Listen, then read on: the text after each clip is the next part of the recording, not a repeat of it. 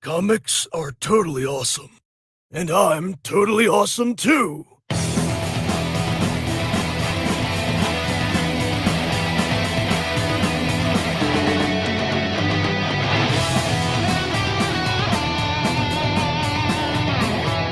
BRZRKR has everything you want from a comic book.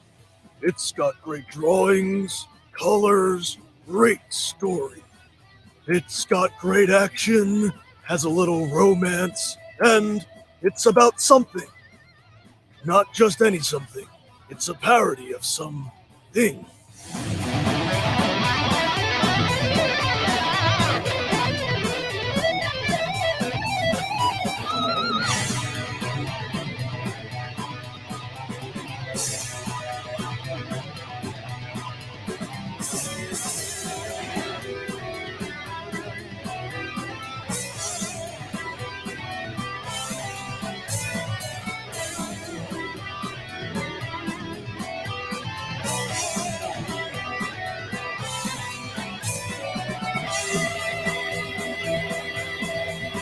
And I was like, well, I used to collect, and I love comic books. And they were like, so, did you ever want to make a comic book? And I was like, yeah. And then Parody Press was like, oh, yeah. So they made a comic book that's a parody of my comic book. And it will probably be pretty hilarious, because that's what a parody is. Or at least what it's supposed to be. You know, this idea of kind of like a rock and roll warrior, someone in an altered state, someone with a big guitar axe, and a pet cat that's from the hood, just out of control. Speaking of out of control, there's his beard. It gets bigger and longer throughout the book until it takes on a fantastical life of its own. It's like, whoa! So check it out. If you do, I hope you enjoy it as much as I enjoyed making it. But honestly, I didn't really do that much, other than rambling on about comics and books. I mean, comic books. Wait, what was I saying? Oh well. Enjoy! Beardzzerker from Parody Press. Back it today!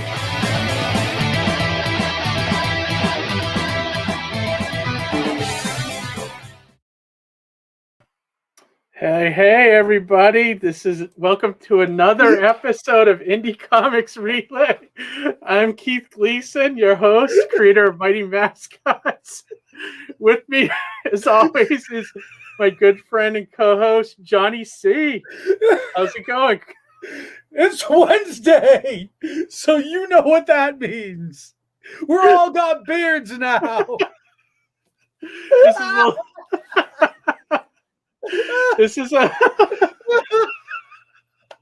I don't know what I look like, but they weren't kidding with this beard. It's horrible. I don't know if I'm gonna be able to last with this thing. Was that a Kickstarter tier perk? It's one of the perks for the Beardzzerker thing that the trailer we just played. Johnny, look at this packaging. I think I'd rather wear the packaging than this beard. Oh, that is. I like the packaging. That's pretty good. Yeah, it's like pretty like it's like Bones McCoy or something from Star Trek. Yeah, it reminds me of Brock from Venture Brothers, right? Yeah, definitely. So if you guys hadn't guessed, Keith, you look good with the beard, though. You think so? Yeah. You look like the villain. You look like the Spock villain version of yourself, right? So if there's like a evil Keith, like if there's like an evil Keith out there, yeah. Mirror version of Keith Gleason. That's awesome. Yeah, the mirror Keith. So if you haven't guessed yet, our guest tonight is Don Chin and Bill Mouse. You guys saw the trailer up the front. We're going to be promoting BRZRKR tonight, and these guys are awesome. We've had Don on the show before, but we haven't had Bill, so it'd be I've been on a few Gleason. What is it? Keith Gleason. You got to look out for that guy. I've been on a few streams with Bill, so this is going to be pretty epic. Before we bring those guys in, we'll say hi to everybody in the chat tonight. Got my wife in here. We got Roland. Roland's joining us. Ara's with us. Hey, Ara. Big shout out to Ara. After our previous show, he actually went onto my website and purchased some of my books. I sent him Sartana. Oh, really? 1 and 2. Yeah, and he got the preview edition of Surrounded by Death #2, which is going to be going to Kickstarter soon. So Ara's one of the few out there who's got one of these rare copies of a preview edition of Surrounded by Death. That was supposed to actually be on my table at Ace Comic-Con. That never happened. It actually happened in a different timeline. Oh, really? Oh, wow. Yeah. And then we got Comics Talk with Pops Van Sant. Hey, Pops, good to see you here. Don was just talking about you. I like what I like this. I like what you're doing with the panel stuff on the weekend. That sounds great. We got Caridad Vargas joining us. We got Don Chin in the chat. Awesome. And our guest is in the chat. Yeah. How great is that? All right, so let me bring these guys in without further ado. Yeah, without further ado. So we got Don Chin, or should we say Beard Chin? And then we got Bill Mouse, who's hasn't been on our show. Hey, Bill, how's it going? What's up? How's it going? What's up? See you guys. So I can't wear the beard without using the voice. I know, right? You guys wear your beards well. You kind of look like a variation on like the Blues Brothers. Meanwhile, Keith looks straight up villain. Like he should be tying a girl to the railroad tracks or something. You know what I mean? I look like a little kid trying to look like he's an adult. That's what I look like right now. You look like we should be launching you into the negative zone. I like how all the mustaches are all crooked. Yeah. Even mine. Mine's like, real. Mine feels like one of those. What are those things called? The merkins that people wear on their crotch. That's what mine feels like right now. Oh God! Merkin on your face, Keith? We skipped a few levels. We skipped a couple levels. Oh my God! This thing is ridiculous. I don't know how you guys can wear this for every stream. I mean, you're not kidding about the hair. But, no. This is horrible. But the thing is, if you get this tier, you've suffered with us. You're part of the team. Yeah. You know, you don't bond. Yeah. You don't bond with people unless you're in the trenches. You know. Yeah, that's true. That's true. It's kind of like it's like brothers in arms. You guys get medals when you're leave combat, right? There's a certain value to that medal, right? Beard. It's a beard medal. Beard. Awesome. Yeah, and so the beard is part of this campaign that you guys, all three of us are actually involved in, called BRZRKR, right? Yes. I know you're probably sick of explaining what it's about, but did one of you guys want to let our audience know what the story is and how it came about? Oh, you're pointing to me, Bill. All right. Well, if you saw the trailer, it kind of gives you the 2-minute version of what the story's about. But in a nutshell, it's we'll all wear it on our necks. It's basically what if you took Ted from the Bill and Ted movies, which was Keanu Reeves, and you put him in a coma for 30 years. But in those 30 years, you've been making him a one-man soldier of fortune by downloading all the most awesome combat programs and martial arts movies. So when he wakes up, he's 40-ish and he's shredded like Adonis, but he still has the mind of like a 16-year-old heavy metal wannabe. So he's totally ripped and he can take on anybody, but in his heart, he just wants to, play heavy metal music with his buddy who he hasn't seen in 30 years. Whoa. So it works as a toupee, Yeah, and which I need. they're almost like the see no evil, hear no evil trio. Yeah. Oh, that's awesome. It's gonna be hard. It's gonna be hard to be serious in this chat tonight. It is. I try to do a semi-serious show, but it's tough tonight. Yeah, check your inhibitions I think at the the door. rails. Yeah, the car's off the rails, right? The train's off the rails. But I was very thankful that you guys brought me in as letterer on this project. I couldn't be more excited to be part of it. Don's been showing me the pages that have been getting completed. I'm just like, yeah, that looks cool. That looks legit. So cool, loving awesome. how it's looking. Yep. Oh, for thanks, sure. Bill. Yep. Yeah, that's great. I mean, coming from you guys are both legends in the field. I mean, you've been around. Yeah. Like, I'm curious. Like, well, I know how you got kind of started with like you were inspired by Peanuts and everything, but Bill, like, what put you on the path to being like a comic artist? Like, was there a certain comic you read when you were a kid that? I didn't like school. Same here. I drew all day in class. Well, put it to you this way: I liked school. I didn't like working or learning. So I'm a horrible influence. Don't put me in front of kids as far as like, hey, this is how you get started by drawing on your desk and inside your locker until you get in trouble. But no, early influences. Honestly, it was it's kind of a funny full circle thing because Don's first gig was for Crack magazine. Isn't that correct, Don? It's like issue 200, right? Yeah, back in '84. So that's awesome. When I was a kid, were they even born in '84? Were you guys born in '84? I'm older than I look. I was born in '71. Oh, you're not. Gotcha. Okay. Hey, I was born in '70, so there we go. We're in the same neighborhood. Wow, we're very very close in age. That's awesome. So yeah, when I was a kid growing up, when I was a kid growing up, I was picking up like like Spider-Man's and just normal Marvel comics, but the Crack magazines were actually like my favorite thing. That's what got me into wanting to draw sequential art. Like before that, it was like, it's like if I watch Star Wars or I watch something on TV as a kid, I'd go home right away and I'd draw all the characters. I'd always wanted to draw the characters. And for some reason, I wanted to draw 4x4 trucks all the time. It was always certain things, like that I like to draw as a kid.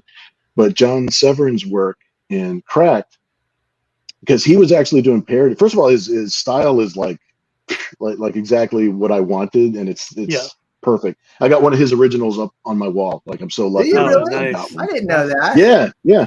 I'll point the camera up at it. Is it a Crack page or is it a? It's a Crack page. Really? It's actually things that annoy us the most. It's one of his one-page gags. I could make you full screen if you want to show it to us. I have to switch cameras. I'll do it in a few seconds. Okay. I'll switch cameras because I was going to surprise you guys and show you a couple pencils for some upcoming Beardzzerker pages. Okay, So I got it up on my great. table. Yeah, like a little exclusive almost. Besides the trio of beards, you got to scoop. Well, I was going to say maybe we can pull up the Indiegogo page while that's happening. Maybe, right? Yeah. There you go. Well, I'll switch cameras while you're doing that, and then we'll pull up all that other stuff. Yeah, let's see. Yeah, we got the cool. Yeah, you should, Johnny. Have you looked at this campaign? The covers are incredible. I mean, I have not yet. Actually, it's been kind of a crazy week for me, but I plan on backing this campaign. Everything I saw so far, and even a little bit that I've heard you and Don talk about it. I'm all in. It looks fantastic. Yeah, thank you. I mean, awesome. The amount of talent you guys assembled for just covers alone. I mean, unbelievable. Don really got the group together. I mean, it's like we can't do it without him. I mean, he's Parody Press, So yeah, Don, like you're like legit the ultimate like project coordinator, I think this cover. I put this cover's gorgeous on the thumbnail by thumbnail. Jim O'Reilly. Yeah, that's actually at this point in time, I don't have a cover slot for it, but it'll probably be at least a back cover on the book, which if we hit, over our goals, then I may do a variant with Jim, but he kind of turned this in just like 3 weeks ago, and I'd already planned the 6 variants, but he said, I just want to do a pinup for you. And I said, okay. And he turns this in. I go, this is like cover worthy, but I have to make it work, financially for us to do it. But it'll be in the book for sure. It's pretty great. Oh, maybe a flip cover on the back. Yeah. I mean, that would be super cool. Yeah, that'd have be we super seen cool. Jim O'Reilly's work anywhere? He's Mojo Rising is his campaign that he's Indiegogo, but he comes from working for Tops. Really? Tops and Upper Deck. Yeah, he's done like some of the Star Wars Masterworks trading cards and this guy is real. I love the colors on this too. Yeah, his colorist. He's from he's from Brazil. His name is Sigmund, and his time difference was he's like 12 hours ahead of us, and so I was communicating with him, and these guys turned this thing around like in about a week. No, literally. See, that's why he's so good. He's from the future. He's 12 hours ahead of us. That's why he's so damn good. He knows things we don't. Yeah, well, it's funny because when we were on that course correct, before anything goes wrong, he could send himself. He's like freaking Hiro Nakamura. He's there before we are. It's like, like COVID is completely cured. What are you talking about? Why are you guys still having COVID? He's 12 hours in the future. Fantastic. Yeah, they're a great team, and but then you guys did tons of stuff. I mean, Johnny, here's some of the pages with Bill's artwork. I love your style, Bill. It's thanks, dude. It hits like that cracked formula you were talking about, where it's like it sort of finds this balance between being cartoony and realistic. And I really like that right about in the middle. it. Yeah. And cartooning is kind of my that's my DNA. That's really my base code for where I come from. So everything is kind of like built on that. So no matter how realistic I even try to draw things, it's cartoony to some extent. I love you spilling out of the panel over here. That bleed with the elbow. I love that. Cool. Touches like that. I love doing stuff like It feels very alive, like it's popping off the page, and I love that. That's really good. Yeah. That's thanks, cool. man. Thanks. Yeah, it looks really good. And your daughter doing the colors, she's excellent too. Does she? Oh, she's awesome. She's doing great. She's I was talking to Don on a live stream just a little while ago where I was just like, she actually has her 10-year anniversary of working in the industry. No kidding. She's 23 now, so it's not like, 10 years. Oh man, she's been coloring since she was 2. It's like that's great though. I mean, that's awesome. Yeah, she's doing. Oh, I love great. that Kirby style.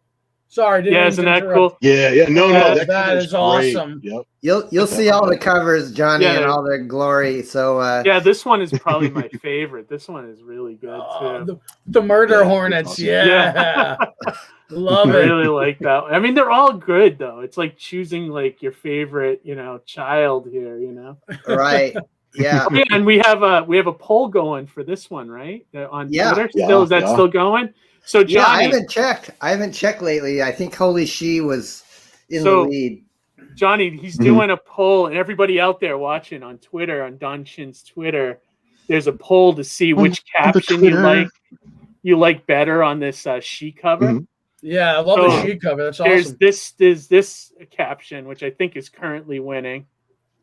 And then there's this one. Johnny, which one do you think? Oh, that's a tough one because they're both really good. I like them both. Holy she, I'd say. It rolls off the tongue nicely. Good man. Good man. That's a good choice. I love the way it's lettered promoting. too. Yeah, I love the way it's lettered too. I think Holy She's got it. Okay, sure. That's the one that's currently winning. Yeah, Keith did the lettering. I did the lettering for that. Hey, Bill, well, that makes a lot of sense. I need to ask Bill what the fascination is with butt crack lately in this in the cover. And then, I saw that on page 1 with the construction worker too. Well, honestly, I've got a pair. Well, I've got a pair of jeans that irritate the crap out of me. I've got a pair of jeans that every time I go to pick something up, I'm just like, oh crap, I got to pull my shirt down a little bit. So it's always in the back of my mind. I've got this PTSD when it comes to like pants and bending over. Yep. It's a very tasteful dude. Can you scroll up to one of the sample pages, Keith? Like when BRZRKR gets out of the phone booth, because Bill hasn't walked. He hasn't walking. Right there you go. Yeah, there's one, and then the next one. He's just like, those butt cheeks. Those butt cheeks are your fault because you said he's wearing a hospital gown. So that's just, I guess that's just what's going to happen. Hospital gown. It kind of goes with the territory, I guess. You know, and nobody's going to complain about a Keanu butt. Yeah, 13 now. Thanks to Bill. But these covers, I mean, the she ones are great, and then we got this one, the first appearance of Rainbow Brute, which is EVS character. Yeah. Yep. And that's pretty cool to get that in your campaign. Yeah, and I really love the painted style that he pulled off. Oh, I love that. It looks like Frazetta. Simon Bisley, Frazetta kind of look. Yeah. Really cool. Exactly. Yeah. I was going to say, and then Simon we got this Beasley, Jack Kirby one, which that's the one I sold on. I love that one. Oh man, I love anything Kirby. This is great. Yeah. It's a perfect Kirby pose too. You know. Yeah. That's awesome. And then we got the movie poster cover. Yeah, you worked on that. The George Carlin in there. I love it. Yeah, right. And this is definitely Hans and Franz. It looks like, right? Is that right? Oh yeah, definitely. Falling down. I missed that. And then Hitman, right? Yeah, that's awesome. Keith, you look a little like Hitman. You should do the gun. I do. Thing that's a compliment. I love Oliphant. So that's great. So honestly, are these characters based off these characters? Yeah. That's cool. Yep. Very cool. We've always put a lot of Saturday Night Live guys in our old parody press books. We did like a Cyber Force spoof with who was in that? Like Wayne's World was in. Oh, it's Wayne's World. Yeah. Yep. Awesome. And USA Assassin, I've heard of that book, but you guys have a cover, right? It's that book's kind of like G.I. Joe or something, right? Right. Mark Polton and Mike McMahon. Polton's probably one of the biggest CG writers out there, but he's got this cool retro 90s, like almost like those 90s ninja assassin movie type characters. Oh, okay. Yep. And it's kind of a throwback to G.I. Joe and those ninja movies, but we thought it would be fun to have him team up with BRZRKR on the front cover with kind of a patriotic flag draped over the female, and then put the two pets on the back cover, getting wreaking havoc. So you got Bazooka Dog with Cat Stevens riding on his back. I love the. It reminds me of like early Image, like the covers they were doing back then with the wrapper. Oh yeah. Yeah, that's good stuff. For sure. And I think is that all the covers? Yeah, and these are just the characters and character sheets. Yep. Yeah, awesome. Yeah, this campaign looks great. Can't wait. I look forward to getting the pages as I letter them and then see how the story progresses. which is I so need cool. the Cat Stevens sticker. Like I need. I Oh, know. you got like guitar pick. That's I'll send you one, Johnny. If Yep. you back, I'll try to remember when I'm packing your order. I only have like, it was supposed to go to the first 35 backers, and I only had like 50 made, so I have a few left, and I will. All right, I will right send on. you. I will send you one. Word. Thank you, sir. Thank you. I like the. One Cat Stevens. I know. I got one of the guitar picks you sent. Oh, you got one. Good. Really I thought. cool. I Yeah, sent one to you too, Bill. Didn't I? Did you get a Oh guitar? yeah, I got it. I did. I got one. Yep. Oh, cool. Look at that. Yeah, it's legit Yeah, it's too. like it's legit. Yeah, It doesn't really make me play cool. any better, but it sounds. I sound better, but I feel like it should. My air guitar is way better. Awesome. So Bill, you were telling us about your early influences there. Is that what kind of put you on the path to like wanting to make comics? Like besides, for sure. Yeah, that's when I was kind of like that kid that I would draw like maybe like 2 or 3 pages of a comic, and then I would get a better idea, and then so I'd put that aside and I'd start drawing this one. It's like I got to the point where I had friends in high school that they were just like, I'll give you $1 if you would just finish something. Just finish one. It's like, because I always had 4 pages, and it always like just drifted off into, well, we're gonna do this new thing now. Yeah. Those crack magazines put me on the path, and then from there, I started collecting. Yeah, it was like we're about the same age. I was collecting like the black and white Ninja Turtle books. I thought those were like actually kind of edgy for the time they were coming out in. There's some issues of that were just like, whoa, this turtle's actually going through some shit. It's like, what's going on here? It's like, and then and Dark Knight came out, and that's about the time I found comics. Like I kind of didn't find comics until I was in high school, but I was always a comic strip guy, like because that's what I wanted to do originally. Is I wanted to do like be a cartoonist and like right. That's still a bucket list thing. If I was if only there were more newspapers nowadays. But that was always a bucket thing, was to do like the Sunday paper, have a strip. Yes. And that business is even, I think, tougher to get into than comics. Oh, it's really hard. I used to hang out with all those guys in San Diego when I lived out there. I lived in San Diego for like 12 years, and cool. They have a cartoonist society. It's like a group. It's a very casual group that gets together, and it's all those guys. Like, really? Like all the comic strips and books, and it's like all those guys are there. I used to draw caricatures at SeaWorld. And that's how I got hooked into knowing about that group in the first place, because the guys that used to work with me at SeaWorld, they were all cartoonists. One of the guys that used to do watercolor portraits, he was actually a background artist for Batman, the animated series. Oh, wow, and I worked for him. I worked with him. I became close friends with him for like 4 or 5 months. And he's like, oh, yeah, I used to work on Batman. And I'm just like, what? Like, what are you talking about? You used to work on Batman. So he brought his stuff the next day. I gave him a hard time. I elbowed him. I was just like, yeah, whatever. It's like he brought his stuff the next day, and I'm just like, I know that episode. It's like he had all the backgrounds. Wow. I was just like, get the hell out of here. I didn't know that you were doing all that stuff. So that's cool. Living in California, you just I stole the whole book, and I ran out there. I mean, the cells and backgrounds are probably worth a lot of money now. Yeah. Oh, yeah, for sure. I mean, especially that series. Oh, yeah. I mean, he was showing me like some of the smaller pieces that he had were like, they were like original art inside of the thing. And I'm just like, whoa, you're bringing this to work? It's like, yeah, I know. It's like bringing gold. It's like, So I got to meet a lot of people from a lot of different niches in the industry that you can't plan on meeting people that way. It's just like, oh, I want to meet this guy. Yeah, and those different animators. I used to work on a Saturday morning animated show for Attack of the Killer Tomatoes. I did I remember that. Well, it was short on that time. weird show. Wow. It was on like those Fox, I drew trying to get into Saturday morning cartoons and all that. I drew Mamato. That was my job. Okay.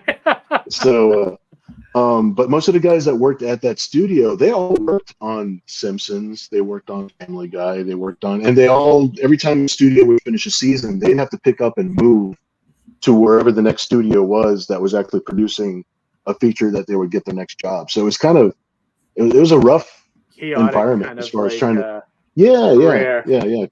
I didn't want to move to Arizona to like work on the next thing, you know. So then luckily I got hooked into comics. I met Don, and it's 30 years later I've been drawing comics the whole time. So yeah. So how did you guys? Not a bad gig. Yeah, no, definitely, and you're still going, which is awesome. How did you guys meet? Like, how did you come across each other? And... it's because of SeaWorld that I met Don. I had a friend of mine. I still have a friend of mine. It's like he's still there in San Diego. I give him credit for my career, I suppose. It's because he used to brag all the time at work that he knew people in comics. He knew that comics was like my first love. So he would brag all the time about it. Like, oh, I know people, I know editors, I know this. And I'm just like, so what are we going to do with that information? It's like, we're just going to tell me about it. So I kept on elbowing him. Yeah. My good friend Bob Hannon, I will give him full credit for getting me connected to Don and getting me connected to Don, comics. did you get a caricature at SeaWorld? No. Oh, okay. With a beard. Yeah. With a full beard. I didn't know if that was how you guys kind of met. So, this will be a spoof comic someday. Yeah. So anyways, we joked around all the time, and so he finally just got up and called that editor that he knew, and he actually got a gig, which was like, oh, cool. So I was happy for him. I was just like, awesome. So I know it's possible now that you can just go out there and get a job like that. Because I didn't even think it was possible before. So he got the gig. There wasn't really enough time for him to do the whole thing himself. So he asked me to join him, and I ended up penciling the book. He was the inker. Don happened to be the writer, and that's how we all met. That's how we got connected. And that book was. Oh wow! Okay. No way. Was it really? Was that the first book you guys all worked together? The original X-Farce was our first collaboration. So my first book was my best-selling book. Really? Okay. Hey, well, my very first book has been downhill ever since. Well, it's always good to start strong, right? Yeah, we started very strong. I think we sold 80,000 copies. Am I right?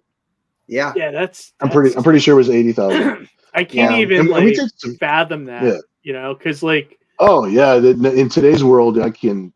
Today's world, you guys would be a top 5 book. No, number 1 probably. I mean, wow. What's a high selling book now? Like 100,000 copies, like, and that maybe is Batman. Maybe. Yeah.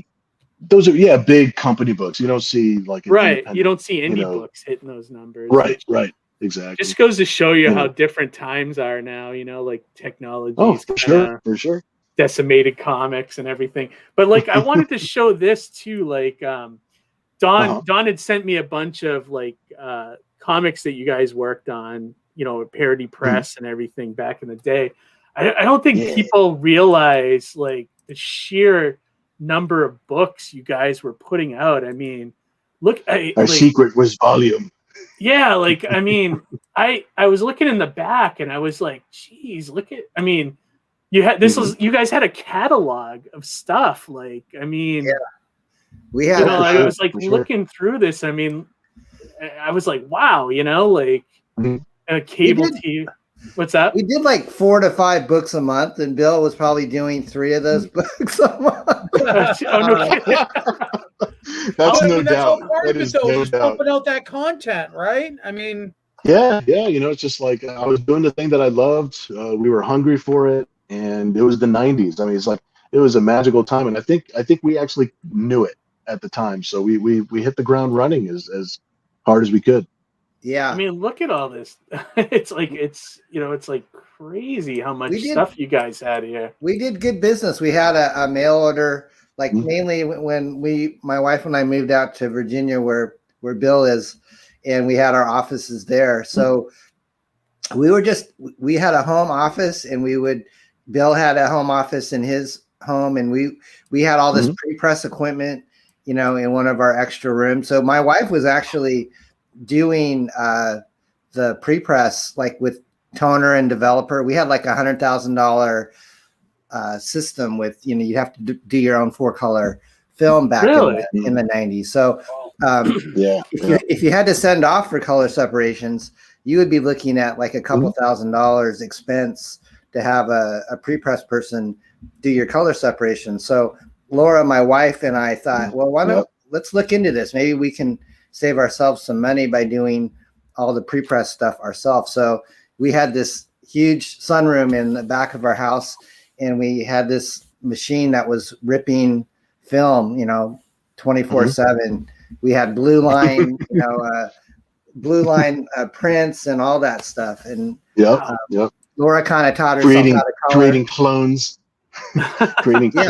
and monsters and genetic research. Is that why you guys did mostly black and white for like the interiors? Was it because it was just easier to make at the time, or? Well, the black and whites, you don't require the 4-color film, but when we did Entity Comics after Parody Press got going, Entity was our superhero imprint, which had like Zen, Stargate, Aster, Mira X, all those were color books. So that's where you see the savings on a 32-page color book. You'd have to pay a pre-press person a few $1,000s for your separations. Wow. So we were able to get the cost down by doing our own color film. So you guys would pocket more. So these days it's just digital. You just send your files, and I think you don't deal with people nowadays are spoiled. I know. Yeah. I was at Kubert School in '95, and they were still teaching how the old pre-production ways of comics, and I was like, I was like to myself, I was like, this is horrible. Oh, dude. I don't know how anyone put out a comic then, It's like we were living in the future. I mean, this is like the first time ever, like the first couple of covers that we actually did together. I was airbrushing and coloring those by hand because I didn't have a computer. We didn't have Photoshop. What's Photoshop? And then when we got our first couple of computers, it's like we used to use the SideQuest. Remember the SideQuest disc? You ever see a SideQuest disc? I wish I had one in my hands. Are they like the old like floppies or no? Oh, it's like a floppy, except it's metal. It's 80. Like a it's hard like an disk. 80 megabyte floppy. Yeah, it only held 80 megs, but it was a metal disc in a giant plastic case that you shoved into the computer. It was. I kind of have a vague memory of those. It was as though you had a hard drive that ejected out of your computer. That's what it was. It was a spin. There were spinning platters. They're spinning metal platters, and we had boxes of them. Right. So back in the day when we did color books, we would have to send the files to our printer, and we didn't have like high-speed internet. It was all dial-up back then. What's internet? So when you send the files to your God, so was that like 3 days before it uploaded, and so we would FedEx these boxes of SideQuest discs. Like me and my wife would be making this run, like to make the FedEx deadline down to the airport, Oh my and then God. we would go to our printer in Texas. So they take the discs, they take the files off the disc, they make the comic book. Then they send you the files back on your SideQuest, but that's all. You said uploading. Johnny, would you have given up at that point if you had to make comics like this? No, because when you have a passion for it, you don't give up. But I was just actually thinking, like I had like zip drives, and I thought I was working with antiquated storage, hardware. Like you guys are blowing my mind here. Amy had a funny comment. Yeah. She said, basically, someone picks up the phone to call grandma, and you have to start over. Dude. Don and I were carrying boxes of SideQuest to the airport, like we were like Indiana Jones with like the Ark of the Covenant. We're like dragging it to the FedEx plane. Don't open it, you'll melt. Oh man. Oh God. I'm so happy I missed those. Gosh, days. we're old. We're so old. Oh man. So how long was just a little old. Just a little bit. How long was Entity and Parody Press publishing back in the 80s? How long did you guys go? I think we went like 92 to about 97, 98. Does that sound about right, Bill? It sounds about right. I would say just shy of a decade, for the package deal of our life. Yeah. So 95, I was at That's about Kubert School, and I remember that was the Mhm. point where Marvel, something happened with Marvel at that point. They were kind of going in is that when they were in bankruptcy? Yeah, they would have been in bankruptcy around that Okay. time frame. Yeah. Mhm. Yeah, and I remember that's when industry. everybody was like, comics are dying. That was like the Well, first the industry, time I yeah. heard that. Well, Don, what year was it that we had the distributor implosion because of the going exclusive with Heroes World or Diamond? There was that. 90, 97 is when everything started to tank. There was just a glut and speculators, and then all the distributors started to implode. So then that had unfortunately a domino effect. So when the distributors go out of business, they don't pay you, the publisher, and then the publisher can't pay the printer. So we had to kind of close up shop because it was just financially difficult to keep going. And even, like I said, if Marvel can't make it, it doesn't bode well for the smaller indies. Yeah. And it's like funny, Pete Sametti talks about that a lot on the Alterna stuff. Like I agree with him. It's like, you have to have a healthy Marvel and DC so that the whole ecosystem stays intact, I don't know. I'm sort of rethinking that thesis a little bit, just because of the niche that we're filling now, that all of us right here. That's true.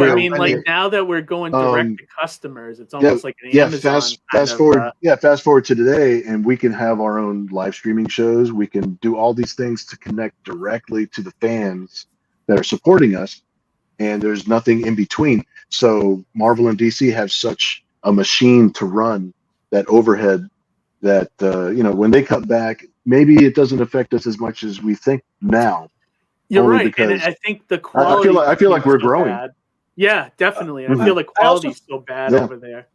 I feel like the bigger companies are also kind of the hook, right? So, like, if you don't read comics, you kind of dabble with the Marvel and the DC, and then you kind of find your way to the indies. It's not often do you find people that pick up indies right out of the gate. So, and to that extent, I think where healthy, bigger companies, kind of it all permeates, through. But look how quickly it became normalized that collectors are going to Kickstarter and Indiegogo to find things to collect, especially now because we can't travel to shows and things right now. But it's become its own little ecosystem, which I think will actually stay after shows start right back up again. I think so too. I think it's good. I think it's actually good for us. Yeah, I think so too. I've been enjoying quarantine. I've been telling people I want to go like another 2 years, but like now all you people know what we feel like. But now you know what's up. I'm finding it very productive, except maybe at the beginning of it, like I was a little off. But like after about a month, I was like getting into the groove. I've been producing more. I've been like we started this show in quarantine, so it's like a lot of good things have come out of it. And meeting you guys, I didn't know you guys before last year, so I feel like we're all connecting a lot more. Yeah. In a better way right now. So I think that the tricks that we're sort of forced into learning right now, like with streaming and campaigning and all these things, I think all those tricks, we're going to keep those tricks. Yeah, and keep those I think so too. Things going, even though we're allowed to travel and life resumes normal over the next year or two. I think we're all connected a lot. When I used to go to shows before, I would work my table and, I would see the people around me and I would meet with different publishers that I work for. But I wasn't really out there meeting and connecting and seeing people like we are now. Yeah. This is actually, we're further. Oh God, Don's gone. The beard took him over. My earpods. It may have just flipped. Do you exhibit in San Diego? Oh yeah, every year, except for when the Earth started melting. We probably have crossed paths before. I think over there. Well, see, that's another problem. I know I've crossed paths with 80% of the people that I'm currently going on live streams with right now. I know I've seen. It's almost like you go to school and you see all the same people in the hallway. You know that you know them. You've seen each other and stuff, but you don't actually take the time to sit down and talk for a while, hang out, talk shop, promote your stuff. Right. Everybody's Right. elevating everybody else instead of tearing each other down, sort of thing. So it's like it's so positive and it's so good. Yeah, no, I Right agree, now, I Bill. And like, I'm like, this, I see a ton of people, but I never remember names. It takes me about 10 I'm times horrible meeting with somebody. names. Yeah, Yep. I'm built for pictures, obviously. So Yeah. I don't. And Johnny has if some you see good somebody, techniques. Johnny, you have he some has- good techniques to like cover up when you don't know the person's name at shows. Oh, yeah. I was gonna say that it's a fine art to be able to kind of get somebody to say their own name to you in a conversation. It's like, you know, and the whole time I hear the Mission Impossible theme while we're trying to get the name out, you know? Yeah, because at the show, my techniques don't work because the badge is always flipped over to the back. It's like it never works for me. So I can never like subtly. It's like Frank, of course, Jim, yeah. You know, We want to come to your con, Keith. What's that? We want to come to your con. Oh, dude, I would love I hear you that. put on a great con. Yeah, I don't know if it's going to happen. I can't wait to travel because of our state is so locked down. This year is. This year is going to be a wash with like just about everybody. It's still not there yet. Yeah, it's still not there yet. But starting the following year, I think we'll be starting to come back. There's a couple shows happening around here. Like Terrificon is our big Connecticut one. There looks like they're going forward, but it's all a state by state thing, and like our state, it is. Yeah, it is. Yep. Locked down pretty heavily right now, so I don't think I'll be able to have my show this year. But if you guys ever want to come, I mean, I could try to look into like paying airfare. The only problem with my show that makes it not worth people for flying in is that we're one day. So like some people don't want to fly in because it's just a one-day show. It's not a full weekend, you know. But that's okay. I got you. Couch. But if you guys wanted to do something, I could probably figure out like a store signing for the next day somewhere as well, you know. Yeah, so you could do it like something like that. I want to get to the Red Sox play again. I saw them play. Oh, there you go. So I could get in there for a baseball series. There you go. I haven't officially canceled yet. Like we and my wife are kind of waiting the next couple of weeks to see what happens, but it's not looking good, you know. It's like I don't want to be like taking people's temperatures at the door and like limiting because even if you feel safe and the people that are there feel safe, like it's okay, like everybody's doing the normal safety stuff. If enough people coming in from elsewhere don't feel safe enough to travel and they just don't show up, then you have to weigh all those A, B's, and C's, you know. And plus like with us, like the whole goal with our convention was to make it cheap for people, for both like the artist and the customer. So the artist tables are like $50 to $100, and then like we only charge like $5 to get in. So it's like it's not worth it for me to like put hand washing stations everywhere. It's gonna end up killing me, you know. Like so. But that's what makes your show really good, though, Keith, is that you bring in a lot of people because your ticket prices are like very, very low. So you're not only bringing in comic fans, but you're bringing in like people in the community. So you're bringing in people who may not normally go to a Comic-Con for like a day out. And then that's the best part, though, because that's where you might catch somebody's eye, or, you might find something like, where you appeal to somebody where they not normally would have ever seen you, Right. And that's kind of the beauty of your con. They wouldn't spend $50 to go to one of the major shows, but they would be apt to go into one of yours, Yeah, definitely. The other thing we do is we try to keep it comics and toys and creators, and that's it. So like actively keep like the energy drink guy from coming in and setting up a table at the show, and things like that. So like, I guess. You got the metal cups. Yeah, right. That guy. I let him in one year, and it was like just a disaster. Like because it's just people care. I love those at other shows, but people love to put their cups. This is the only cup I need. This is the only cup I want. Yes. This is the only cup I need. Yes. Mine's still wet. It just came out of the dishwasher. So nice. I appreciate it. I appreciate you guys sending me one of these. It's awesome. You're welcome. You're part of Team X-Farce. It's awesome. Only the elite get the lunch boxes and the mugs and. That's right. That's right. So yeah, I was gonna say, Bill, full circle. Since I didn't put this together until tonight, but you said you worked at SeaWorld, right? And then the pages we're doing for BRZRKR, Keith is getting spoon fed to him because I didn't send him the script ahead of time, but he's not seen who the German henchman's who the kingpin is. So maybe I think I sent that. Yeah. Let me. Is that the pictures you sent me in the private chat? There's two pictures. One is well, Bill's probably got the originals, so I don't know if his would be higher res or not. But look, here's my deadline. See, look, I wrote my deadlines down. Don. Look at that. Okay. There we go. Can we make Bill big? Oh yeah. Let me see here. Hang on. Nick Chuck. This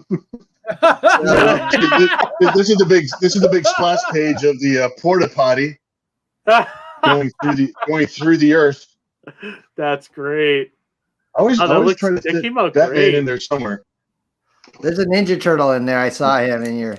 Yeah, let me see. I also Don there you go. Me as well. I can probably bring it up here and make it bigger as well. Oh wow! Look at these pages. Hold these up, Bill. These look amazing. And then he pops into the building, so now you're going to see Dolphin. That's awesome. That's perfect. And of course, the agent's there. Yep. Yeah. So he's the guy that released the Rick Astley earworm into the world. So his plan is that the whole world will be zombie Rick rolling zombies. So nothing's getting done productively except in Germany where they don't have the Rick roll virus. So that's awesome. Drawing him inside the porta potty. That's awesome, great. Bill. I haven't seen I haven't seen this page yet. How far are you into it, Bill? How many pages are you in? I'm this many pages. Do you know what number that is or no? 8 or 9, maybe, Bill? 8 or 9? Okay, so you guys... I'm doing pages 9 and 10 together because they're big fight scenes between BRZRKR and the agents. Okay. So and it's gonna be a page that's like all the panels are just overlapping all over each other. I have I can bring it up really big here so we can take a look at this. Oh, there you go. Yeah. So the porta potty is a take on the phone booth. On the phone booth, yeah, that's great. Because there's no phone booths in 2021. So Rupert, who's the Rufus character, says, now we have this nuclear powered porta potty, so you're going to travel through sewer lines anywhere you want to go. So it comes out of the ground and it smells. So that's why they have clothespins on there. I love it. Oh, that's great. This is so cool. I told Bill, in this fight scene, just use your imaginations. I have no idea what he's going to draw. I love seeing the pencils, Bill. Oh, thanks. Yeah. I love seeing other people's pencils too. Like there's a lot of books that I bought just because they released the pencil version of the book. Yeah. Like some of the unwrapped like Jim Lee stuff, or some of the they'll have just the unfinished book just with the word balloons and stuff. And I love looking at other people's pencils. Yeah, like those, they're called master editions or something like that, right? There's master. There's the unwrapped. I think they call it unwrapped for one of them. Or the noir. Batman. It looks like Spock. Yeah, Spock in the background there. Yeah. Remember that one episode where he was healing that rock monster? What was that? Shimagora in the corner? That's a deep cut. My mind to your mind. Yeah. The Horda. It's kind of a. It was the Horda. Yeah, there you go. Yeah, that's it. It looked like a big pizza, though. He did. Great. He did. Little Papa John's going on. Oh yeah. That's awesome. These look great.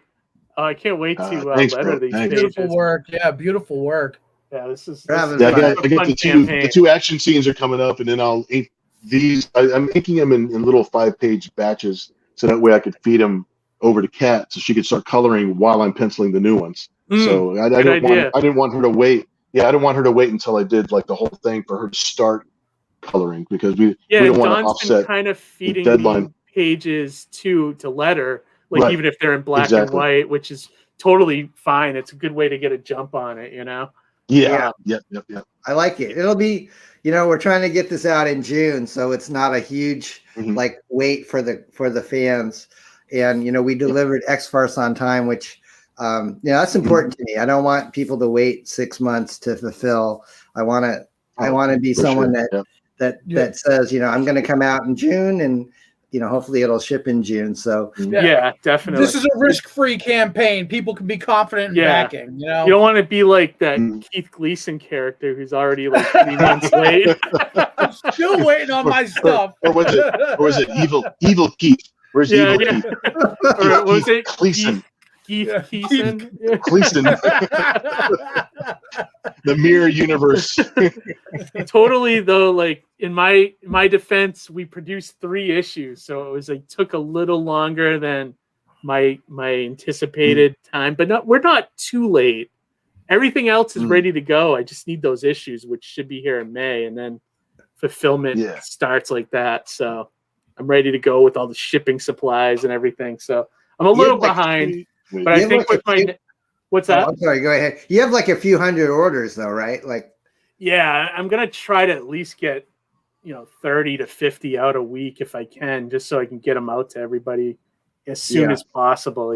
So, but so I think next campaign I'm gonna push the time out a lot further than I did. I was trying to be like a little liberal with it, and I think like if I gave myself extra time, I wouldn't be like in this position where people are I'm just starting to get messages now like, hey, what's going on, and where's the campaign, so I've been trying to keep everybody like in the loop about it, so it's hard when you have a 9 to 5 and you have to do this. So yeah, it totally is. It's like, you try to I try to do some stuff in between at my job, but it's impossible sometimes, So I always like to try to follow the mantra is that if you are juggling life, comics, work, relationships, it's like just to stay on track with comics. For me, it's like do one thing in comics a day, just one thing. You know what I mean? Like just as long as you get one thing done, it's like at least you're moving a little bit forward. You're not like stagnant. You know what I mean? Yeah, right, definitely. Right. My wife, get those perks out of my dining room. Seriously, like there's perks everywhere in the dining room. It's like ridiculous. I got a sneak preview of your perks. It's in with my my Mighty Mascots book. So I sent you a bunch of stuff. I thought the wax pack was like, wow, that's quite creative. Oh, thanks. Yeah, those were. Oh my god, I'll have to tell you those were like get those. It was like a nightmare. But it was just timing. It was a timing thing. It's like one guy left in the country that makes those basically. Wow. And he only runs his press like I think he said once or twice a year. So like I happened to inquire about them like literally a week before he went to press, and he had a spot open, and I was like, oh my god, so it was like one of those kind of things, so it was just one of those things. I always wanted wax packs. I always think they look cool, they're almost like a newsprint comic, it's like that I'm gonna go grab mine. Hang on, I want to go grab mine. Oh yeah, that'd be awesome. Nice little preview, people that are watching that are hypnotized. Being hypnotized by the screen. I just want to see this. Yeah, let's make it big. We're just gonna look at your fish, Don. What do you feed them? What do you feed them? Yeah, he feeds them comics. So, were you were? How many books did you work on at Parody Press? Were you part of all of them, or like a handful? I was a part of a lot of them. I don't think he was exaggerating with it. If we were doing 4 or 5 books, I was probably doing 3 of them. Wow, like, I literally was drawing 3 books like a month. That's 2 crazy. books a month. It was very seldom that I was only working on 1 book a month. I think No, gosh, even when we started Entity Comics, because I started working on Zen Intergalactic Ninja, and then my Near X character had enough feedback that she spun off into her own thing. So, thankful always to Steve Stern and Dan Cody for letting me put all my characters in his book. so that kind of gave them a stepping stone to be seen, So, but yeah, I was always drawing like a few books a month, So that's crazy. I want to say, I've drawn, 100 parody press books. I've probably drawn like 40 or 50 issues of Nera X. I probably, and then that's, that's not counting all the independent stuff that I just do for other people, for other creators. Yeah. I do a lot of freelancing. Yeah, that's awesome. Yeah, here we go. Mighty Mascots. So Bill, I didn't know about this book until I saw Alterna was kind of doing a $25 or $30 intro pack, a sample pack of all their #1 issues. This was last year, so I sent off for it because I really wasn't familiar with Alterna. And the one that caught my eye first and most was Keith's Mighty Mascots collection. So what it is, if you haven't seen it, it's 100 pages of on the traditional newsprint floppy for only $5. I mean, what a bargain! Yeah, today's marketplace. Cool. Yeah, super cool. And I loved it just because it has that that 80s Marvel feel to it. And I also liked it because it was just a fun all ages book, and that's the thing I think we're missing is. I had an interview with the guy that's doing a campaign called The Flock this morning. He wants to do a comic book that his nephew, who's 9, can enjoy because he says we need more introductory level books for kids to get hooked on comics, and there's not that many. But I think Keith's hit the nail on the head because this is a book that I enjoy, but I know I could give to my grandkids, and they'd probably really dig it. So I've been a big fan. Exactly. Oh, thanks, Don. I appreciate that. And what's funny is all I did was emulate what Marvel was doing in the 70s and 80s, like just write and kind of throw in like a dash of Eastman and Laird's Teenage Mutant Ninja Turtles in there. It's like I didn't do anything revolutionary, it was just like trying to find that like the way comics were versus like these like the YA crap that's out now that's like for toddlers. I was trying to find that balance of comics that we read when we were sometimes there's some books out there that they try to skew so young that even kids are like, I'm not this dumb. I don't want exactly. It's just but if you hit that balance where it's just fun for everybody. It's like that that general audience. And that's what parody press will always be. It'll always be like general audience. The imprint will always be for general audience. It'll be for everyone. Yeah. It's not going to be like too adult. It's not going to be like too kiddie. And I'm somebody who I've dipped my toes in every single level. So I know it's like you can do stuff. Is that a wax pack? This is awesome, man. It's waxy and it feels like the old top stuff. And you got his. So is this what you're doing the fulfillment on right now, Keith? Or this was the last campaign? Yeah, those every backer is getting a pack of those cards. So awesome. I got it. If you look on the back, they have their nutritional facts. See, I love that on the back, dude. That's extra points like you would not believe. That's on the awesome. Back. Yeah. And then you got that's awesome. This is a bookmark. Bookmark. Everybody's getting one of those. And then this is this is like a whole new level of pins. Well, see, me and my wife have a button maker, and I was just trying to figure out how to make it even cooler. Like that's a cool way to do that. Like making it because not only are these perks going out to backers, but they're also going to be swag for me to sell at conventions. This is just for sure. Yeah, this is like so cool. Thank you. I love this stuff, and just that I got the Hostess pie ad. And give you a cool poster, man. I'll trade you a lunchbox anytime for this stuff, dude. This is this is awesome. Yeah, Christian Rossi did the artwork. Yeah, thank you, Don. Sweet. Beautiful. Next level reward tiers right there. I know. Yeah, and all I mean, that stuff's ready to go. It's just we're waiting on the comic. That's the most, the one thing I'm waiting on. It's so funny. Like it's the last part of it, The most Well, important part. Most People will important be part, very- yeah. But I people think will be people very love this happy. new storyline too, with the And waiting so video long, game. all the neck hair grew out. Yes. That's how long you've been waiting. I become Oh, like my man. wife just said, a literal neck beard. I feel like Beaker a little bit. Yeah, Maybe a little Beaker bit, was right? a little heavy metal Beaker. Oh Awesome. man. Yeah, and I was gonna say, like, so you guys have been working forever together. Which, like, one thing I wanted to ask you, what do you guys? How was the comic scene, being in the comic scene in like the 80s and 90s compared to now? Like, what's one thing you loved, and what's what's the differences for you guys? Oh.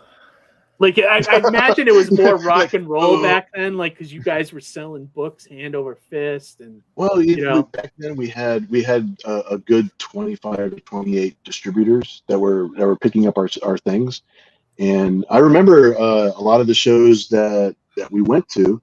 The preview night was really actually reserved for people that own stores and own distribution and own. preview night. This nowadays, is like Before the con, San before the- Diego. yeah, exactly. Comic-Con. San Diego is a good example because they have their Thursday, Friday, Saturday. They have their 4-day show, but on Wednesday night they have something they call preview night, and it used to be, and now it's sort of they just let the public in, and it's like it's like just to get a kind of a 10-20 on like where the different booths are at, so you can run to it Thursday morning, so you get like whatever thing you were looking for. But it used to be reserved just for retailers, shop owners. I mean, like the one time we met, we did a signed edition of Zen, right? Don, for not Walmart. Yeah, it was Walmart. It was Walmart, right? Yeah, we did. And We it had was, a deal. and the reason we got that is because this little kid came up to our table, and we were just being nice to him. We're being nice to everybody. Just had a good time. The kid had questions. We answered his questions. We gave him a few books. He left. He came back with his dad. His dad was one of the buyers for Walmart. So because the kid had such a good time and all this feedback, so all of a sudden it was like, oh, okay. And he started talking to Don, and all of a sudden I had boxes of books in my house. Wow. So that's what preview night used to be for. So let me come back in just 1 second. I have to check on my daughter real quick. Yeah, Okay. sure. Yeah, no sorry. problem, buddy. But yeah, how about you, Don? What was it like versus now? Like, I think it's a tougher gig now because it feels like there's less people reading comics now, but more people that want to be in the industry. Like, Right. Yeah, it was kind of more like a rock star. I mean, you had the Image guys kind of leaving Marvel, and they were just killing it out there. Yeah, they were doing really well, and we were just kind of riding on their coattails. But the Hamsters in '86, it was a phenomenon that I was not even ready for, and it did great. We did about 20 issues of the Hamsters, and I have a clip where it actually made it on Jeopardy as a question. Oh, did you really? Yeah. Oh, wow. You want to share your Can we screen? fire it up? Yeah, let's fire it up. Let me see. How could I do that? I have it on. I would have. Did you flip out when you saw that? Yeah, I did, because I heard about it from a friend called me and said I was watching Jeopardy and your comic book was on it. And so I said, "You're kidding me." And I didn't have it a VCR. We didn't have a DVR back in the day. Right. And so when was this? What year was this? This was like 86 or 87. Wow. After That's so the cool. Hamsters, because I guess there was a Hamsters fan that wrote for Jeopardy, the questions on Jeopardy. That's and so cool.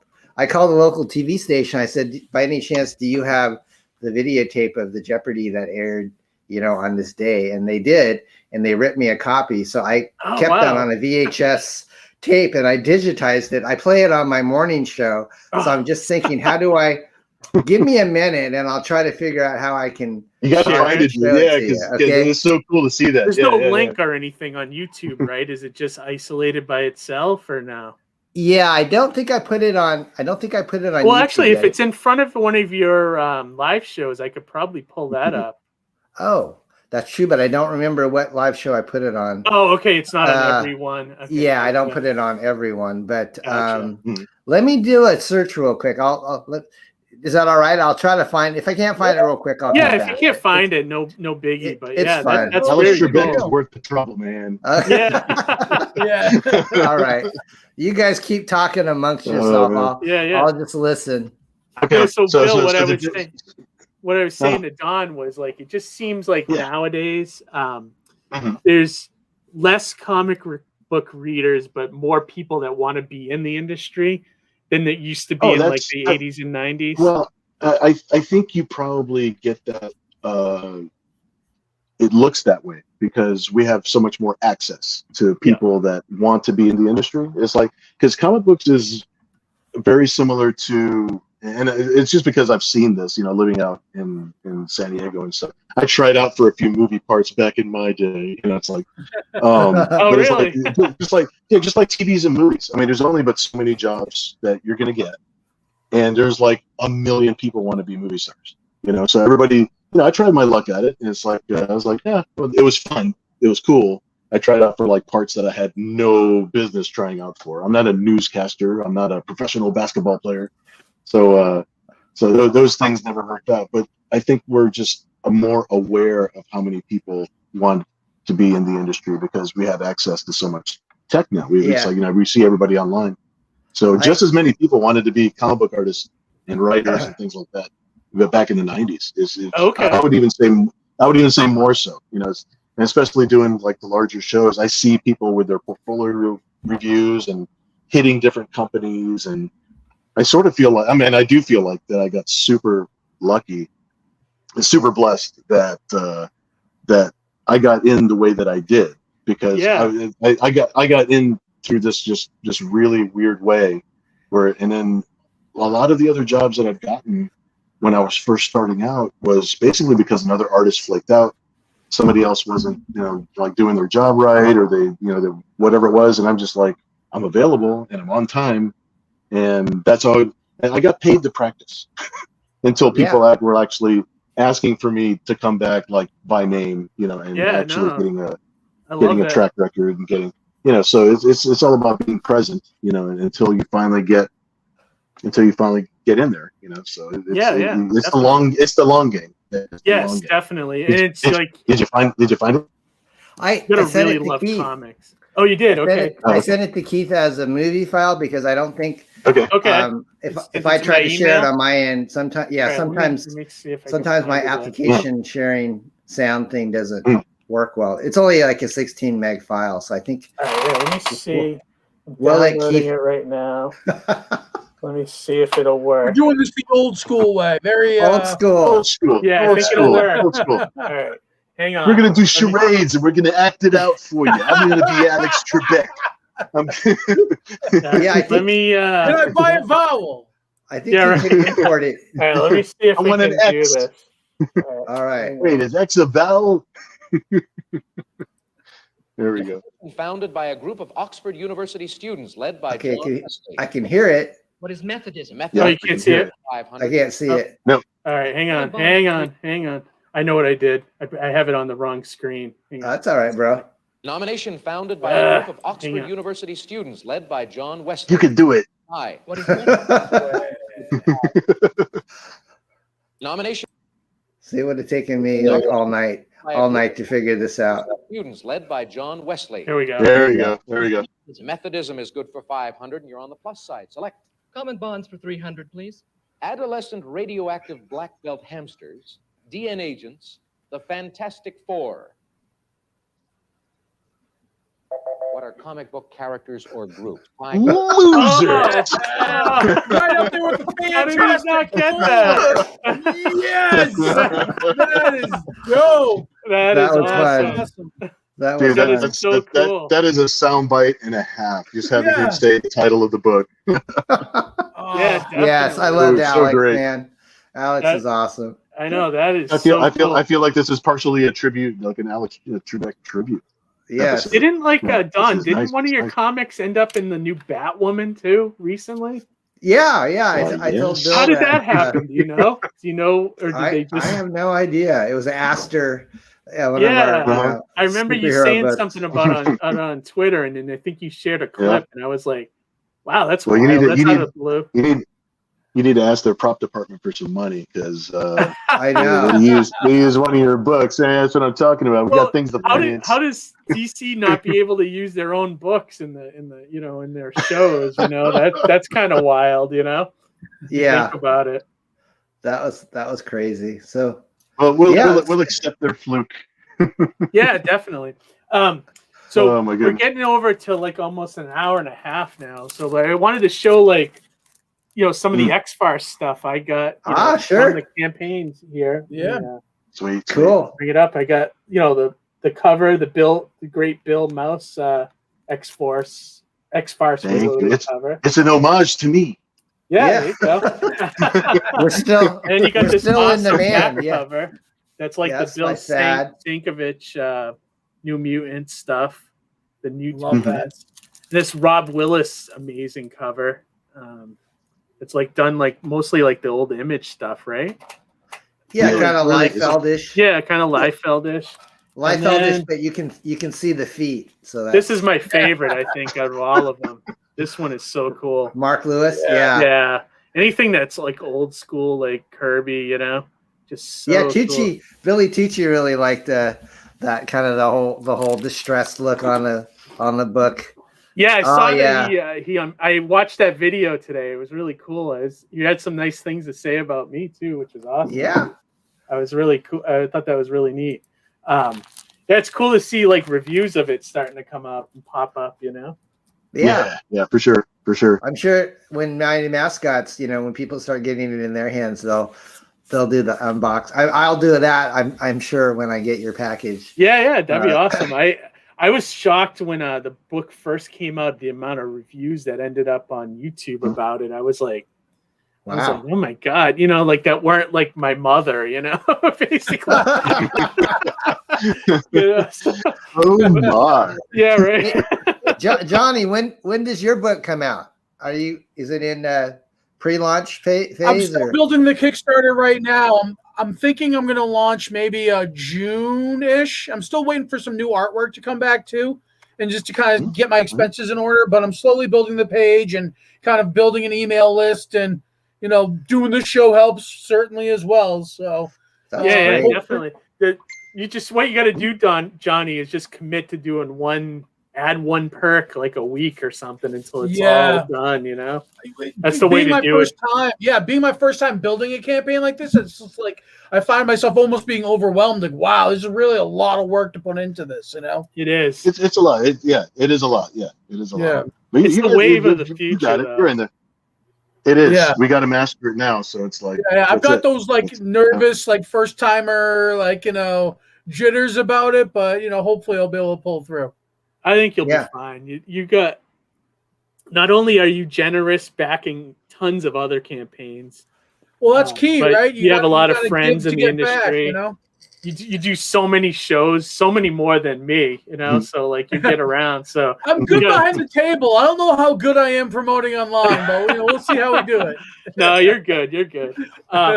So yeah, well, before we start wrapping up this stream, let's show the campaign one more time here. Oh, yeah, it's fired up. Definitely, we got. If I'm not wrong, you're already over 60%, right, Don? Yeah. We're at congratulations right now. Thank you.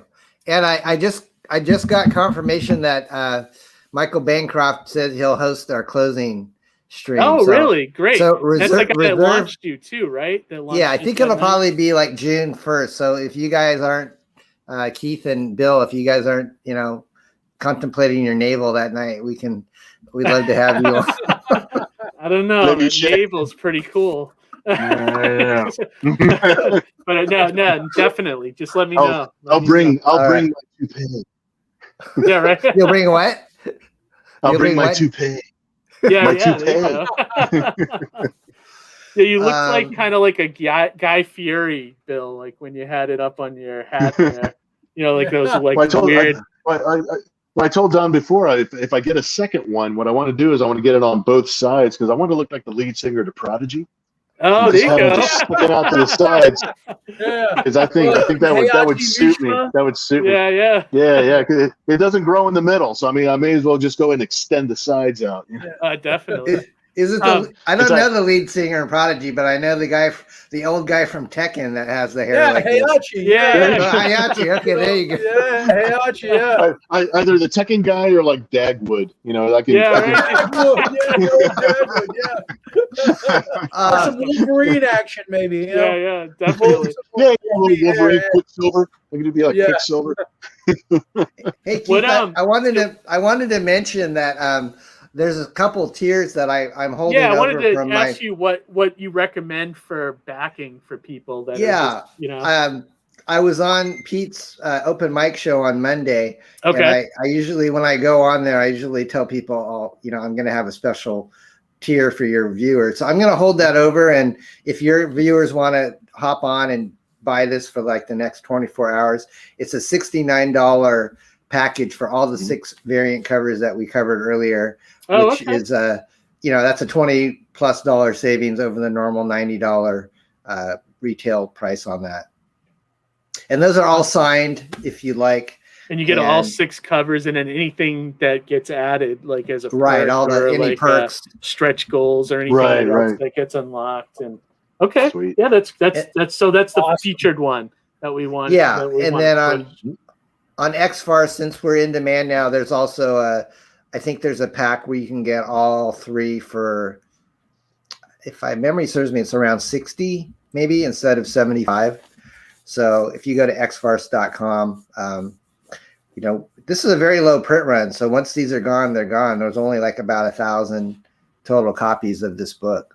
Oh, wow. So it's pretty scarce. And, Bill and I, when we did X-Farce for Eclipse, we sold, I think 80,000 books. But if you go to Mile High Comics and you look up how much that they're asking for that, they want $98 for that book.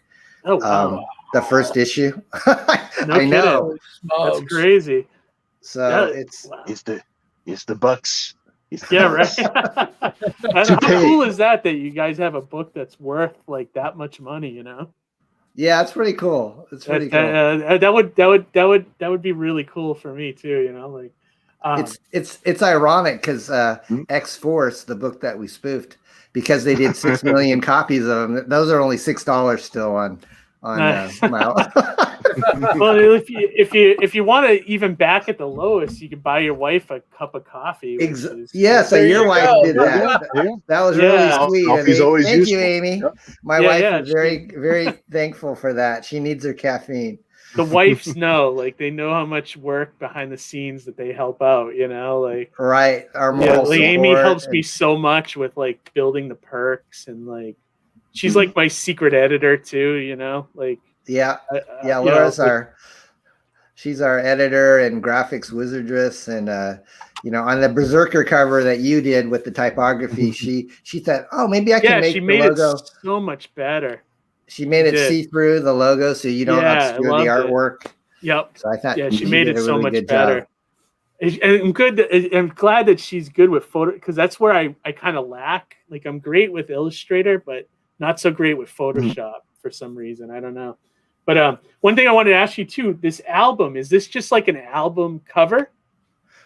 Yeah, actually Laz Novak, who does the music for our trailer, which is, very high energy rock. He's a friend of mine, and he's got a band that does this. Oh, my dog's here. Hang on. Hi, puppy. Oh, yeah. My wife wanted me to bring up your dogs. This is Mabel. Hi, Mabel. Hi, sweetie. Hi. Yeah, we love the videos you shared. She's so cute. She just got a couple shots today, but she's in good spirits. Oh, nice. She looks like totally heavy metal. She's really sweet. Yeah, her name is Mabel, and she's believe it or not, it's a Japanese chin is the breed. So I'm a chin that has a chin that has chins. My wife loves the dogs.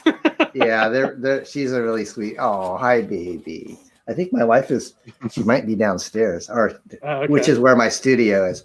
But, so what were we talking about, Keith? we're talking about the album. The digital album. Yeah, so that's either an add-on for $7 and you're going to get 7 hand-picked tracks by me that Laz did. And we called the album Kiss My Axe. So is it like, are you guys going to actually produce like an album, like vinyl? Like it's MP3. No, it's MP3. just Okay. Yeah, you're just going to get digital files that you can play on your, on your phone or whatever. You get like a digital print of the cover, I guess. Is that how it would work?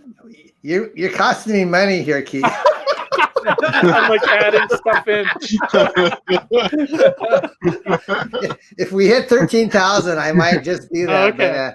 No, okay. So you're talking to Mr. Westpack over there, Yeah, that's right.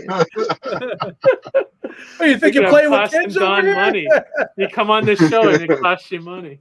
So it's mostly just like a digital download, huh? That's cool. Right. I'll send you 7 songs, and if you want to listen to them while you read the comic book, That's cool because like a lot of comic writers are doing that kind of thing, which is really neat. Neat idea. Yeah. Thank you. Yeah. I thought it gives you like that little added experience, like like the sound kind of helps. Yeah, the ambiance, That's great stuff. Thank you, buddy. Yeah, and then you can buy all the covers separately if you want just one copy and etc. Right?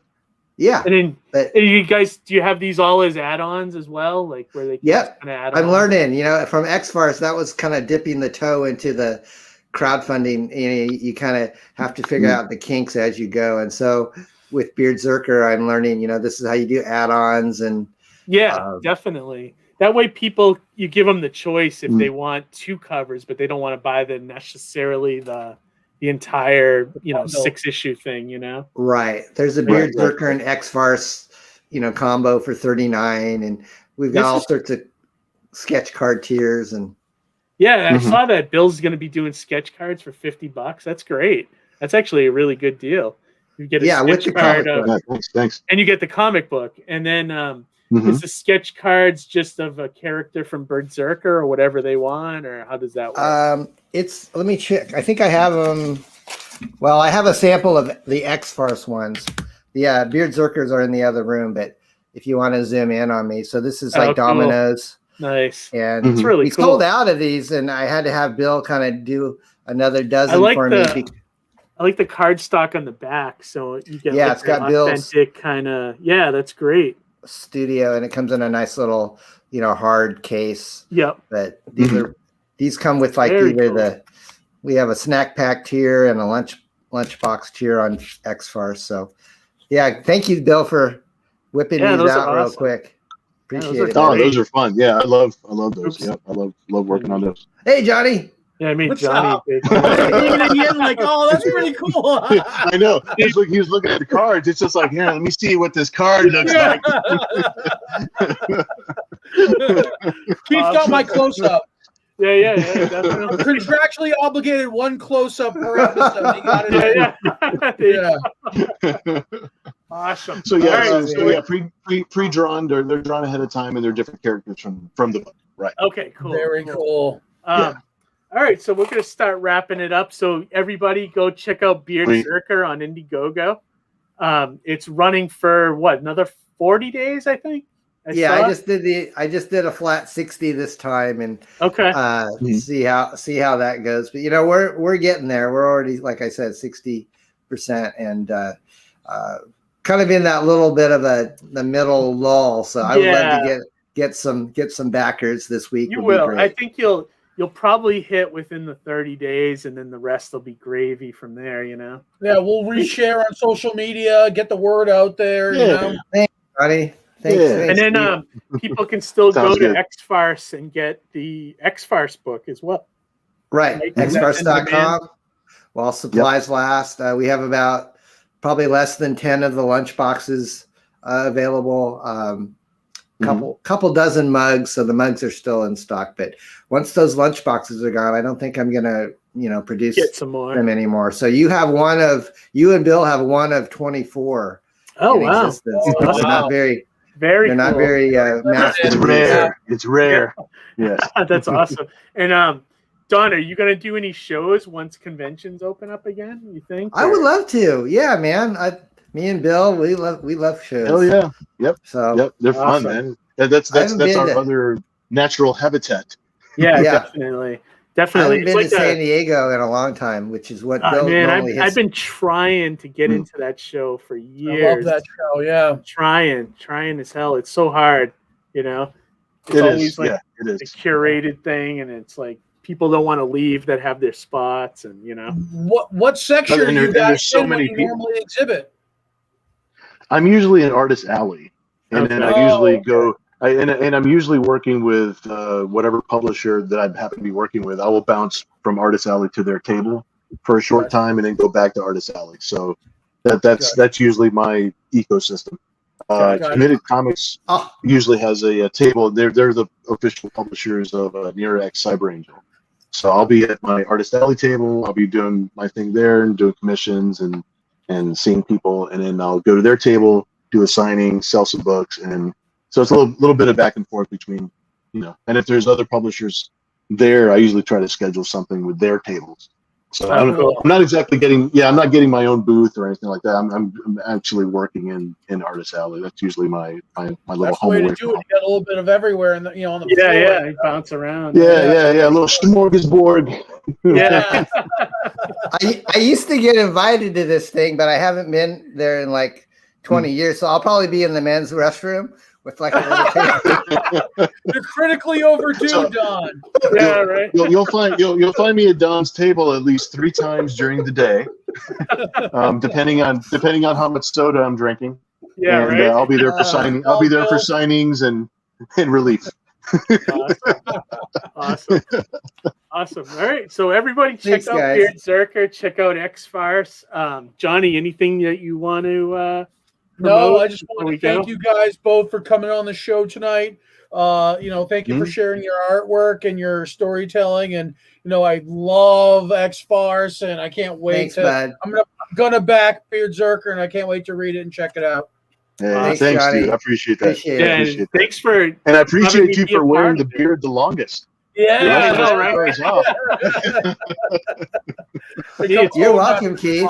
It's become part of me. Yeah. Thanks for having me on as the letterer. I really appreciate being part of this. We hope to do more with legendary you, man. team. Yeah, So- we're having a good time. Yeah, we definitely are. Yeah, And that's what it's all about. it is. Yeah. I hope to be at a con with you guys someday. We'll see. Yeah, what happens, definitely. or That'll be the plan, man. Of the- That's the plan. We'll shake keep building. both your We'll keep hands. Yeah, Get for some, sure. Get some grub, And get some grub and some Yeah, libation afterwards. And Yeah. Under that That's what California cons are all sun. about. Yes. Yes. Yeah. Give me One back of the these California stat. Yeah. And Johnny's like a world traveler. He's been to tons of different cons all over. And Cool, that's what I cool. got to step up my game with, try to get to more places rather than just our Part little of the bubble game, right? around here. What's that? Mhm. What'd you say, Part of Johnny? the game. It is. Yeah, definitely. Quality, So- consistency, Yep. travel. Yep. And then if you any backers of Mighty Mascots, I talked about it earlier. The book's coming in soon, and then we'll start fulfillment probably sometime in May. So hopefully, just be patient a little longer. I'll definitely get on that as soon as those books come in, and that's pretty much it for me. Anyone else have anything to say before we wrap it up here? No? Chirp, Nope. chirp. I hear chirp, chirp. All Yeah, right, we had a great. great time. Thanks, Yeah, guys. thanks for Thank you joining guys us. for coming Had a on. good time, brother. Yeah. All right. Well, have a Absolutely. good night, everybody. We'll see you on the Okay. next one. Bye-bye.